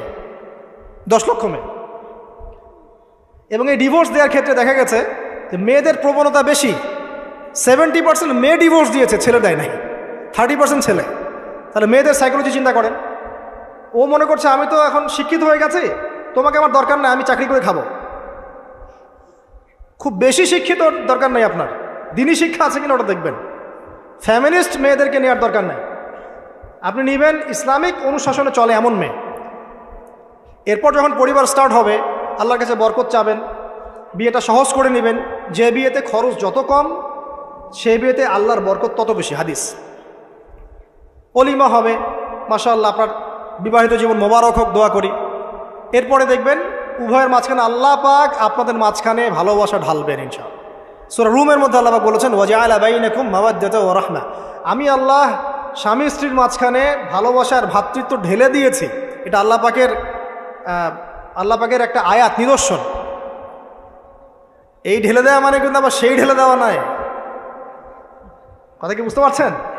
আচ্ছা, তারপরে আসেন, এবার আপনি পরিবার গঠন করেছেন। এখানে আমি কয়েকটা কথা বলি যে উভয়ের মাঝখানে খুব চূড়ান্ত লেভেলের ভালোবাসা এটাই যথেষ্ট নয় পরিবার সুখী হওয়ার জন্য। পরিবারের মধ্যে এখন থাকতে হবে সলাৎ। কি থাকতে হবে ভাই? সলাৎ। পরিবারে থাকতে হবে কোরআন, পরিবারে থাকবে সুন্নাহ, পরিবারে থাকবে ইসলামী অনুশাসন, পরিবারে থাকবে খাস পর্দা। আপনার বউকে মানুষ দেখেই নাই, এরকম পর্দা। আরে কাপড় খোলা তো অনেক দূরের কথা, আমার এমন স্ত্রী আপনার স্ত্রীকে দেখেই নেই মানুষ। বাধ্য না হলে সে বাইরেই আসবে না। বাধ্য হয়েছে, আসছে, মাহারাম আছে, মাহারাম সাথে আছে, এখন বাইরে আসছে।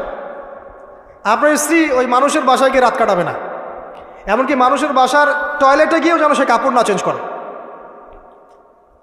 কারো বাসায় গিয়ে স্ত্রীকে রেখে দিয়ে আসবেন না যে অপরিচিত কারো বাসায় স্ত্রীকে রেখে আপনি কোনো কাজে গেছেন, যাবেন না, এটা করবেন না।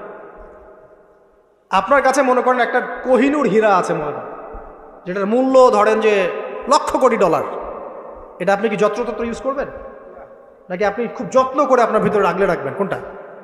ইসলাম এভাবে নারীকে সম্মানিত করেছে যে তারা আমাদের কাছে এত বেশি প্রেশিয়াস যে আমরা এভাবে যত্ন করে ওদেরকে ঢেকে রাখি। কথা কি বুঝতে পারছেন? আর তোমাদের কাছে মেয়েদের দাম নাই, তোমরা ল্যাংটা হয়ে ঘোরো, তোমাদের কে বাধা দিয়েছে? ঘুরছেও তো তাই। আর নগ্নতা বলতে আপনি কি মনে করছেন? খালি কি বিকিনি সংস্কৃতি নগ্নতা? নিসাউন কাসিয়াতুন আরিয়াও তো নগ্নতা, যে নারী পোশাক পরেও নগ্ন হয়ে আছে, এটাও তো নগ্নতা। আর নবীজি বলেছেন যে লা ইলাহা ইল্লাল্লাহ ওয়াইলুল লিল আরব কদ ইকতারাবা মিন শাররি কদ ইকতারাব। আরবদের ধ্বংস, লা ইলাহা ইল্লাল্লাহ, আল্লাহ ছাড়া কোনো ইলাহ নাই, কি ভয়ঙ্কর আযাব আসছে। তার স্ত্রী যায়নাব বিনতে জাহাশ তিনি বলছেন, ইয়া রাসূলুল্লাহ আনুহলিক ওয়া ফিনা সালিহিন, আমাদের মধ্যে সলেহ সৎ মানুষ থাকা সত্ত্বেও কি আমরা ধ্বংস হয়ে যাব? নবীজি বলছেন নাম, হ্যাঁ। ইদা কাসরাতুল খাবাস, যখন অশ্লীলতা, বেহায়াপনা, নগ্নতা ছড়িয়ে পড়বে তখন ভালো মন্দ সব ধুয়ে ধ্বংস হবে। এই কারণে নিজে খুব ভালো আছি, ওরা খারাপ, ওদেরকে কিছু বলার দরকার নাই বলে ভালো হয়ে থাকার সুযোগ নাই। ওগুলো যত ছড়াবে ভালো আলেম জালেম সব ধ্বংস হবে। আল্লাহ বোঝার তৌফিক দান করুন। এবার আপনি আপনার স্ত্রীর সাথে এভাবে হৃদ্যতা মহব্বতের সম্পর্ক রাখবেন আল্লাহর জন্যে। পরিবারের সবার পিছনে আপনি খরচ করবেন, তাদের হক দিবেন, কার জন্যে? পরিবার বর্গের কারো কাছে কিছু পাওয়ার আশায় না। এই ফিলোসফিটা বোঝেন। পরিবারের কারো কাছে থ্যাঙ্কস পাওয়ার আশায়ও না। আপনি আল্লাহর সন্তুষ্টির জন্য ওদের পিছনে খরচ করবেন, ওদেরকে ভালোবাসবেন, ওদের হক আদায় করবেন। কার জন্যে? আল্লাহর জন্য। এবং এর জন্য আপনি নেকি পাবেন ইনশাআল্লাহ। আর যদি আপনি তাদের কাছে কিছু আশা করতে যান, মনে মনে বেশি এক্সপেকটেশন রাখেন, তখন আপনি কি হবেন জানেন? আপনি পদে পদে কষ্ট পাবেন, পদে পদে কষ্ট পাবেন। দেখে নিয়ে শুধু আল্লাহর হয়ে যান, মানে আল্লাহই আপনার আপন, আল্লাহ ছাড়া আপনি কাউরে চেনেন না। আল্লাহ পাক বলেছেন এগুলো করতে, আমি করি। আল্লাহ পাক ভালোবাসা দিয়েছেন সন্তানের প্রতি, স্ত্রীর প্রতি, বাসি। কিন্তু এটা এত অধিক মাত্রায় নয় যে তার কারণে আল্লাহকে ছেড়ে দিব। বা স্ত্রী সন্তান যদি আল্লাহর পথে চলার ক্ষেত্রে বাধা দেয়, আল্লাহকে ছাড়তে পারবো না, প্রয়োজন ওদেরকে ছাড়তে পারবো, এরকম থাকবে বিষয়টা। ঠিক আছে? আরেকটা কথা বলি, শুধু ভালোবাসাই আদর্শ দাম্পত্যের জন্য যথেষ্ট নয়। এখানে প্রয়োজন হচ্ছে একে অপরের প্রতি সম্মানবোধ থাকতে হবে, একে অপরের প্রতি বিশ্বাস থাকতে হবে। বিশ্বাস না থাকলে ওই পরিবারে শান্তি থাকে না। আপনি অনেক বড় আলেম, কিন্তু যদি আপনার স্ত্রী আপনাকে বিশ্বাস না করে, আপনি শান্তি পাবেন। আপনি জানছেন আপনি ইনোসেন্ট, আপনি অনেস্ট, কিন্তু আপনার পরিবারের সদস্য, আপনার স্ত্রী আপনাকে বিশ্বাস করছেন, তখন আপনি পরিবারে সুখ পাবেন না। বিশ্বাস খুব ইম্পর্টেন্ট। আমি তো বলি যে ভালোবাসার চেয়ে বিশ্বাস বেশি ইম্পর্টেন্ট। কারণ আগে ইমান না আগে আমল? কোনটা আগে? ইমান মানে কি? বিশ্বাস না? আগে বিশ্বাস, তারপরে না আমল? ভালোবাসা একটা আমল, আর বিশ্বাসটা কি? ইমান। আমার প্রতি যদি আপনার ইমান না থাকে, তাহলে আপনি আমাকে ভালোবাসবেন কিভাবে? বিশ্বাস থাকতে হবে, স্বামীর প্রতি স্ত্রী, স্ত্রী প্রতি স্বামী। এবং এখানে পুরুষদেরকে সহনশীল হতে হবে, কারণ আপনার স্ত্রী সারা জীবনে আপনাকে প্রচুর পেইন দিতে পারে, এবং এটা মেয়েদের ফিতরত। এখানে সবরের জাজল্যমান দৃষ্টান্ত স্থাপন করতে হবে, নসিহত করতে থাকতে হবে, ততদিন পর্যন্ত যখন আপনি দেখছেন যে হ্যাঁ এগুলোতে কাজ হচ্ছে। যদি করতে করতে করতে করতে কাজ না হয়, দেখা যায় এই ফিতনায় জর্জরিত থেকে আপনার দিনের পথে চলাটা ব্যাহত হচ্ছে, তখন আপনার উচিত হবে আসহাবুল কাহাফের মতো চিন্তা করা। ইশারা দিলাম, যথেষ্ট। পরিবারে পর্দা থাকবে, সন্তান হবে, এখন আলহামদুলিল্লাহ সন্তানদেরকে প্রতিপালন করবেন ওই যে মা হাজেরা তার মতো, ওই যে আপনার কি বলবো, রাসূলুল্লাহ সাল্লাল্লাহু আলাইহি ওয়াসাল্লামের সাহাবায়ে কেরাম তাদের মতো করে। এমনকি আমাদের নবীজিকে তার চাচা, তার দাদারা যেভাবে লালন পালন করেছেন, ভালোবাসা দিয়ে, হৃদ্যতা দিয়ে, এভাবে সন্তানকে ভালোবাসবেন, সন্তানের কথাগুলো শুনবেন, বাচ্চাদেরকে মূল্যায়ন করবেন। বাচ্চারা কি খাবার খাচ্ছে খুব ভালো করে খেয়াল রাখবেন। বাচ্চা নেওয়ার সময় বা বাচ্চা নেওয়ার চেষ্টা করার সময় দোয়া পড়বেন, এবং সবসময় সেজদায় নামাজে দোয়া করবেন পরিবারের জন্য, বাচ্চাদের জন্য। আল্লাহ আমার পরিবারের উপর শান্তি দাও, বাচ্চাদেরকে ভালো মানুষ বানাও। রব্বানা হাব লানা মিন আজওয়াজিনা ওয়া যুররিয়াতিনা কুররাতা আয়ুন ওয়াজআলনা লিল মুত্তাকিনা ইমামা। এই দোয়া বেশি বেশি করবেন। রব্বি হাবলি মিনাস সালিহিন বেশি বেশি করবেন। আপনার একটা নেক সন্তান আগামীতে এই উম্মতের দায়িত্ব নিতে পারবে ইনশাআল্লাহ। হাজার হাজার গবাদি পশুর দরকার আছে? একটা ইব্রাহিম, একটা ওমর, একটা খালিদ বিন ওয়ালিদ আপনি জন্ম দিয়ে দেখান, ওই একজনই যথেষ্ট ইনশাআল্লাহ। পারবেন না ইনশাআল্লাহ? সন্তানের কথা শুনতে হবে। প্যারেন্টিংস একটা বই আছে, বাজারে পাওয়া যায়, কিনে নেন। ওখানে প্যারেন্টিংসের অনেক টিপস আছে। সন্তান কি খাচ্ছে, কার সাথে মিশছে, কোন বন্ধুর সাথে খেলছে, আপনার কোন স্কুল কোন কলেজে পড়ছে, এগুলো খেয়াল রাখতে হবে। কোন ডিভাইস ইউজ করছে, বাসায় সন্তান কি পরিবেশ দেখে বড় হচ্ছে, পিতামাতার মধ্যে ভালোবাসা দেখে বড় হচ্ছে নাকি ঝগড়া দেখে দেখে বড় হচ্ছে, এটা খুব ইফেক্ট করে। সবচেয়ে বড় কথা, সন্তানকে পিছন থেকে আপনাকে বুস্ট আপ করতে হবে। আপনার সন্তানকে আল্লাহ পাক নির্দিষ্ট একটা প্রতিভা দিয়ে পাঠাবেন। হয় সে ভালো লিখতে পারবে, না হলে ভালো বলবে, না হলে ভালো খেলবে, না হলে কিছু একটা ভালো চিন্তা করবে, ভালো আর্ট করবে। ওর প্রতিভাকে ওর উপরে চাপিয়ে দিবেন না। ওর যে প্রতিভা আছে ওই প্রতিভা অনুযায়ী তাকে বেড়ে উঠতে দেন। হাতের আঙ্গুলগুলোকে জোর করে করে টেনে সোজা করার দরকার নাই, আঙ্গুল ভেঙে যেতে পারে। আঙ্গুলকে বাড়তে দেন। ওকে আল্লাহ পাক একটা রং দিয়েছে, একটা প্রতিভা দিয়েছে, ওকে বিকশিত হতে দেন। ওর গন্ধটা আমরা যেন পাই, ওর গন্ধ পরিস্ফুটিত হতে দেন। ওকে চাপ দিবেন না। এখনকার পরিবারে প্রচুর চাপ, দেখবেন যে সন্তানের পিতামাতারা চাপ দিতে দিতে সন্তান আত্মহত্যা করে ফেলছে, করছে না? রেজাল্ট খারাপ হলো, কি চাপ, কি করলি সারা জীবনে, এসএসসিতে এ প্লাস পাইতে পারলি না, বেচারা গলা লটকাইতে মরে গেল। কি হয়েছে? এসএসসিতে রেজাল্ট খারাপ হয়েছে তো কি হয়েছে? জীবন এটাই সব কিছু? একটা না হয় দুর্ঘটনা ঘটে গেছে জীবনে, তাকে জীবনটা নষ্ট হয়ে গেছে নাকি? তো পিতামাতার চাপের কারণে, এই যে চাকরি পাইস না, সারা জীবন ধরে খাওয়াইলাম পড়াইলাম, চাকরি করতে পারিস না, আমাদেরকে দেখতে পারিস না, চাপ দিতে দিতে বেচারা এখন মাদকের দিকে। পরিবারের চাপ নিতে পারে না, ওই যে মাদকের কাছে গিয়ে শান্তি খুঁজতেছে। তারপরে ওই যে পতিতালয়ে গিয়ে শান্তি খুঁজতেছে, গার্লফ্রেন্ডের কাছে শান্তি খুঁজতেছে। তো পরিবার থেকে চাপের এই সংস্কৃতি বন্ধ করতে হবে।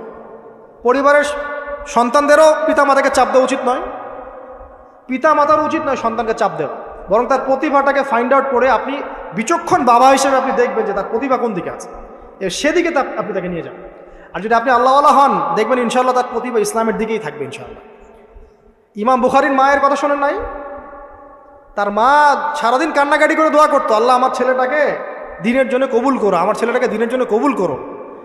তার চোখের সমস্যা ছিল, তিনি চোখে ভালো করে দেখতে পারতেন না। মায়ের দোয়ার বদৌলতে আল্লাহ পাক তার চোখের সমস্যা দূর করে দিয়েছেন। এখন ইমাম বুখারী রাহিমাহুল্লাহর কিতাব সবাই পড়ছে না? একজন মায়ের তাড়না দেখেন, মা সন্তানের জন্য দোয়া করবে, আল্লাহ আমার সন্তানটাকে দিনের জন্য কবুল করো। বাবা দোয়া করবে, আল্লাহ আমার বাচ্চাটাকে দিনের জন্য কবুল করো। এই যে বাবা নূহের তাড়না দেখেন, ইব্রাহিম আলাইহিস সালামের তাড়না দেখেন, রব্বি হাবলি মিনাস সালিহিন, আল্লাহ আমাকে সুসন্তান দান করো। চাপ দিয়েন না, সন্তানের প্রতিভা অনুযায়ী আপনি তাকে বিকশিত হতে দেন। ইনশাআল্লাহ দেখবেন একদিন সে আপনার মুখ উজ্জ্বল করবে ইনশাআল্লাহ। আর চাপ দিলে কি হবে জানেন? অকালেই ঝরে পড়বে, অকালে ঝরে পড়বে, ওর মাইন্ডটা বিক্ষিপ্ত হয়ে যাবে। তখন পরিবার থেকে তার একটা দূরত্ব সৃষ্টি হবে। আর ওই সুযোগ শয়তান নিবে, খারাপ বন্ধুর পাল্লায় পড়বে, আয় গাঁজা একটা টান দে, আয় একটু ইয়াবা খা, একটু এটা কর সেটা কর। আস্তে আস্তে দেখবেন হারাই গেছে অন্ধকার জগৎ। আর অন্ধকার জগৎ একবার হারাই গেলে আর ফিরে পাবেন না। এদিকে প্র্যাকটিক্যাল কথা না ভাই। মেয়েকে চাপ দিবেন, দেখবেন যে বেঁকে বসছে। যদি ছোটবেলা থেকে মেয়েকে আপনি সুন্দর হিজাব পোশাক তরবিয়ত দিতে পারেন, এই মেয়ে বড় হয়ে ইনশাল্লাহ বেলাইনে যাবে না।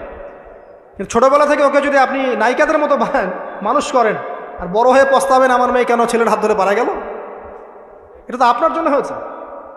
ছোটবেলা থেকে এই সন্তানের অনুশাসনটাকে ঠিক করতে হবে। ওই যে বললাম, পিতা মাতা যদি দিনদার মুত্তাকি পরেজগার হয়, তাদেরকে দেখেই সন্তান শিখবে। আমরা যখন সেজদা করি, আমাদের ছেলেমেয়েরা পিঠে উপরে উঠে আসে না? ওরাও দেখবেন সেজদা করার ট্রাই করে না? মসজিদে নিয়ে আসেন বাচ্চাকে, দেখবেন ও দেখে দেখে দেখছে যে কি করছে এরা, কি করছে। ইসলামিক তরবিয়ত এবং তার উপর চাপ প্রয়োগ না করে তাকে তার প্রতিভাটা বিকশিত হতে দেওয়া। চাপ প্রয়োগ না করার মানে এই নয় যে আপনি শাসনই করবেন না। পরিবারের উপর শাসন লাঠি থাকবে, কিন্তু ওটার যত্রতত্র প্রয়োগ করবেন না। যদি আপনি একদিন খুব বেশি পিটায় দেন, তারপর থেকে আপনার সন্তান আপনাকে ভয় পাবে না। কিন্তু আল্লাহ পাক কোরআনের জন্য বারবার একটা সাইকোলজি অ্যাপ্লাই করেছেন যে জাহান্নামের শাস্তি কিন্তু দিব, শাস্তি কিন্তু দিব, শাস্তি কিন্তু দিব। এই যে ভয়, আমরা কিন্তু ভয়েই জাহান্নাম থেকে দূরে আছি। তো এটা একটা সাইকোলজি। এভাবে পরিবার এগিয়ে যাবে ইনশাআল্লাহ। সন্তান বড় হবে, আপনি মিরাস, সন্তানের মিরাস ডিস্ট্রিবিউট করবেন, যার যার হক তাকে দিবেন। তারপরে পরিবারের মধ্যে আর কয়েকটা বিষয় জাস্ট শেষ করে দেই, যে পরিবারের মধ্যে নিয়মিত কোরআনের চর্চা থাকবে। সন্তান সন্ততি তারা ইসলামিক অনুশাসন পাচ্ছে কিনা, ইসলামিক পড়াশোনা করছে কিনা খেয়াল রাখতে হবে। যদি জেনারেল লাইনেও পড়ে, তারপরেও আপনি ইসলামিক টিচার দিয়ে হলেও, মাদ্রাসায় পার্ট টাইম মাদ্রাসা দিয়ে হলেও কোরআন শেখান, হিফজ করান। ওকে এদিকে গড়ে তোলেন, ওদিকে গড়ে তোলেন ইনশাআল্লাহ। আমরা এমন প্রজন্ম আছি না যারা এককেন্দ্রিক, আমরা যাচ্ছি এমন প্রজন্ম যারা কোরআন সুন্নাহকে হাতে নিয়ে ওয়ার্ল্ডকে ডিল করতে পারে, ওয়ার্ল্ডকে চ্যালেঞ্জ করতে পারে।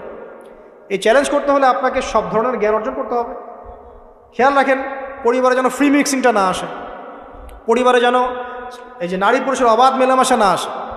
বেশিরভাগ ধর্ষণ হয়েছে বাংলাদেশে কাছের মানুষদেরকে দিয়ে, চাচার মাধ্যমে, মামার মাধ্যমে, কাজিনের মাধ্যমে, খালাতো ভাইয়ের মাধ্যমে, ফুফাতো ভাইয়ের মাধ্যমে, কাছের মানুষদের দ্বারা বেশি রেপ হয়েছে বাংলাদেশে। জরিপ পরিসংখ্যান দেখেন।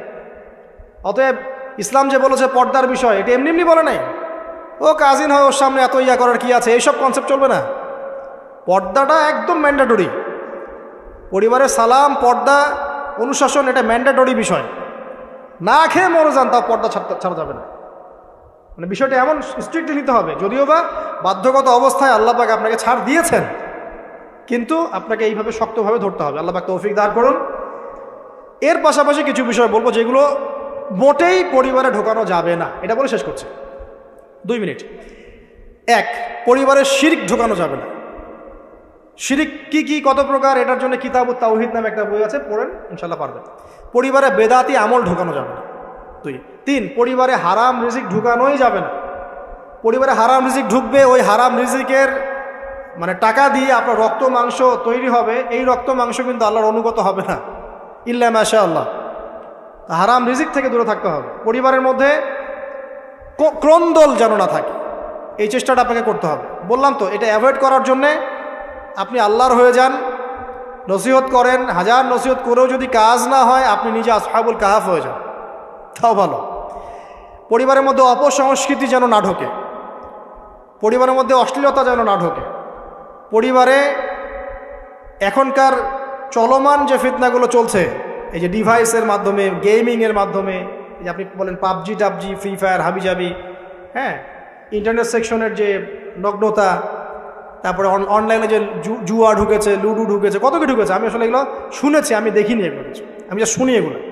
তো এই যে বিষয়গুলো, সেগুলো আপনার পরিবারের নৈতিক মূল্যবোধটাকে নষ্ট করে ফেলবে। বিনোদন যদি পেতেই হয়, তাহলে বিনোদন, কায়িক বিনোদন নেন।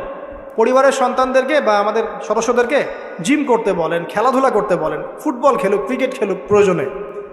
যদি গান শুনতে চান, ইসলামিক নাশিদ শোনেন, ঠিক আছে, কৌতুক চান, ইসলামিক রসিকতা করেন, ঘোরেন, প্রয়োজনে পরিবারবর্গকে নিয়ে ঘুরেন, দেশটা ঘুরে আসেন, ট্রাভেল করেন, ঘোরেন, আল্লাহর নিদর্শন দেখেন, এটাও তো এন্টারটেনমেন্ট নাকি? পরিবারকে সময় দেন, পরিবারকে সময় দিয়ে আপনি এই যে প্রাকৃতিক বিনোদনের দিকে চলে যান, ডিভাইস কেন্দ্রিক বিনোদনের দিকে যান না। নাহলে হবে কি, মাথাটা ওই ডিভাইস কেন্দ্রিক হয়ে যাবে, অস্থির, এবং এই মাথার মধ্যে আর কোরআন সুন্নাহর সঠিক জ্ঞানটা ঢুকবে না।